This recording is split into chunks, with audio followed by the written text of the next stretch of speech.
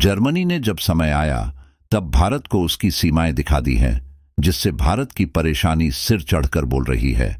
वर्तमान में जर्मनी का रुझान भी चीन की तरफ झुकता नजर आ रहा है, जहां जर्मनी ने भारतीय टैंकों में प्रयोग होने वाले इंजनों की आपूर्ति से स्पष्ट रूप से मना कर दिया है।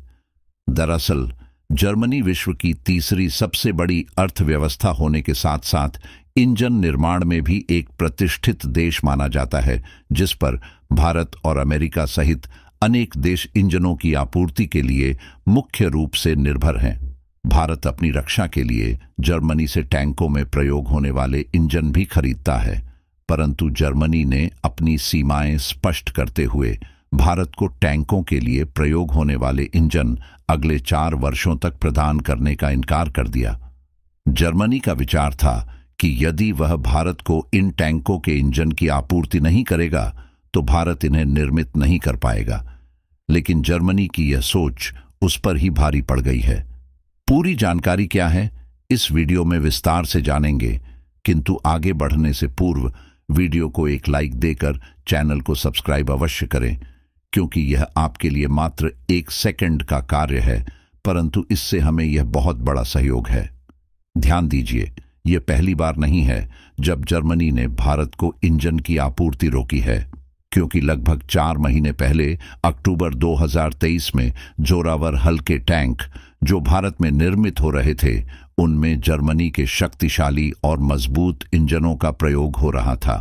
इन टैंकों में जर्मनी में उत्पादित इंजनों को इसलिए लगाया जा रहा था क्योंकि वे अत्यधिक ताकतवर थे, परंतु जर्मनी ने भारत को इंजनों का निर्यात रोक दिया, जिससे भारत को इन टैंकों के लिए इंजन तैयार करने में बहुत अधिक परिश्रम करना पड़ा। परंतु अंत में अमेरिका की साम्यवादी कंपनी ने भारत को इंजनों की आपूर्ति आरंभ कर दी, जिसकी बदौलत जोरावर टैंकों का भारत में उत्पादन बिना किसी बाधा के संपन्न हुआ और जर्मनी को भारत की ओर से सीधा और स्पष्ट जवाब प्राप्त हुआ, जिससे जर्मनी को भी इस बात की जानकारी हो गई, चाहे भारत को इंजन की आपूर्ति हो या न हो, इससे भारत के हालात पर कोई फर्क नहीं पड़ने वाला। इसके उपरांत भारत ने अर्जुन टैंक प्रोजेक्ट के तहत लगभग 118 अर्जुन मार्क टैंक निर्माण करने का निर्णय लिया, जिससे देश की सुरक्षा को और अधिक बल मिल सके। जर्मनी ने इन टैंकों के लिए इस्तेमाल होने वाले इंजन भारत को बेचने का प्रतिज्ञा की थी, परंतु कुछ इंजनों की आपूर्ति करने के बाद जर्मनी ने और अधिक इंजन बेचने से मना कर दिया और जर्मन कंपनियों का कहना है कि वे अगले 4 वर्षों तक इंजनों की आपूर्ति नहीं की जाएगी, जिसके चलते अर्जुन टैंकों का समयानुसार वितरण अभी संकट में है और भारत 4 साल तक जर्मनी के इंजन की प्रतीक्षा नहीं कर सकता, क्योंकि वर्तमान में अर्जुन टैंकों की बहुत आवश्यकता है। अर्जुन टैंकों की चर्चा करें तो ये टैंक विशेष रूप से रेगिस्तानी क्षेत्रों के लिए निर्मित किए जा रहे हैं। इन्हें समय समय पर तैयार करना अत्यंत महत्वपूर्ण है, क्योंकि भारत चीन सीमा पर चीन ने कई उन्नत टैंकों को स्थापित करना आरंभ कर दिया है, परंतु भारत की रक्षा प्रणाली इस समय चीन की तुलना में काफी कमजोर है, जिसके कारण भारत को और अधिक टैंक निर्माण की जरूरत है। परंतु चाहे जर्मनी भारत को इंजनों की आपूर्ति करे अथवा नहीं, इसके आरंभ में भारत को कुछ कठिनाइयों का सामना करना पड़ सकता है, किंतु इससे भारत को स्वयं इंजन विकसित करने का अवसर प्राप्त हो रहा है।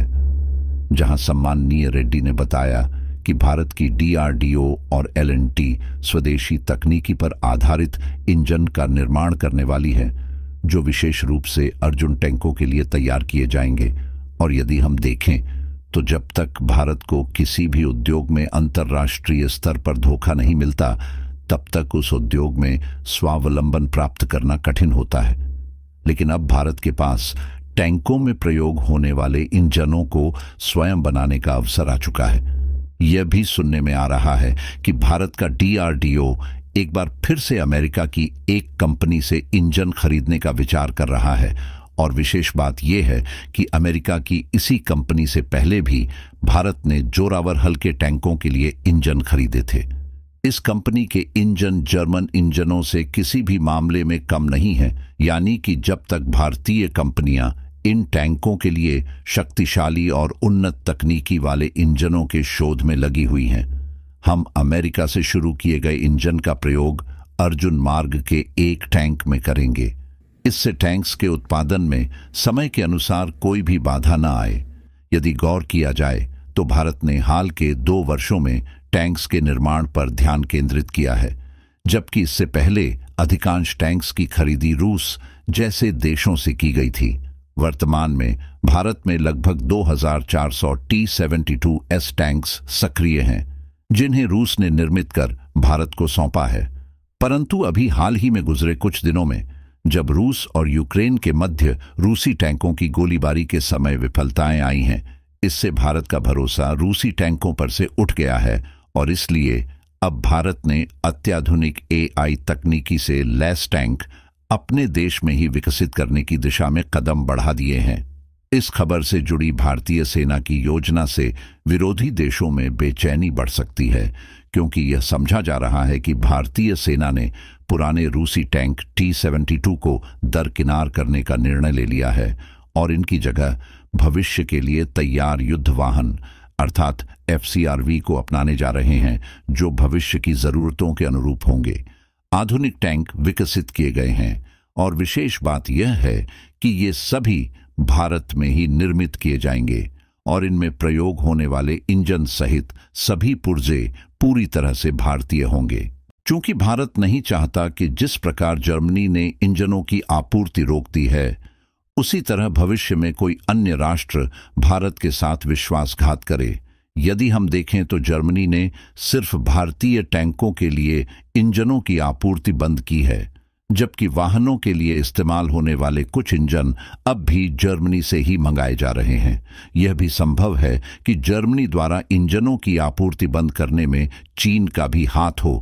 परंतु जर्मनी ने टैंकों के लिए इंजनों की आपूर्ति 4 वर्षों तक रोकने का कोई स्पष्ट कारण नहीं बताया है। इसका जिक्र नहीं किया गया है और जर्मनी ने फिर से वही कदम उठाया है, जैसा कि उन्होंने 4 महीने पहले जोरावर हल्के टैंक निर्माण के दौरान किया था। इसका मतलब यह साफ होता है कि अगर हम जर्मनी पर इंजन आयात करने के लिए पूरी तरह निर्भर रहेंगे तो यह देश किसी भी समय भारत के साथ विश्वासघात कर सकता है। यदि भारत द्वारा विकसित किए जा रहे AI उत्कृष्ट नवीनतम हल्के टैंक की बात की जाए तो इस परियोजना में भारत 57,000 करोड़ रुपए का निवेश करने वाला है। इसके अंतर्गत प्रारंभिक चरण में करीब 70,070 भविष्य के लिए तैयार आधुनिक वापसी वाहन अर्थात AI आधारित टैंक्स का निर्माण किया जाएगा और जैसे ही सन 2030 आएगा, रूस के T-72 टैंक्स जो वर्तमान में भारत में हैं, उन्हें पूर्ण रूप से प्रतिस्थापित कर दिया जाएगा। इसके अलावा भारत द्वारा निर्मित AI आधारित ये टैंक्स एंटी ड्रोन सुरक्षा प्रणाली से सुसज्जित किए जाएंगे।